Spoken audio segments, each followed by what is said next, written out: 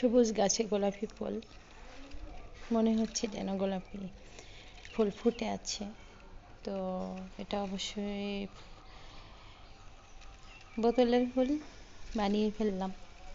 তো আমার ভিডিওগুলো দেখলে বুঝতে পারবেন আমি খুঁটিনাটি অনেক কিছু করে থাকি, অবসর সময়টা পার করি, আমার ভালো লাগে।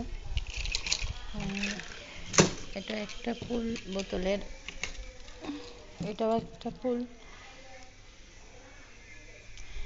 গত বছর ছিল আমার শপিং ব্যাগ দিয়ে ফুল তৈরি করার পালা, তো সেগুলি ধুয়ে দিলাম, টব থেকে বের করে এগুলি ধুইতে হয় যেহেতু এগুলি কাপড়ের ফুল।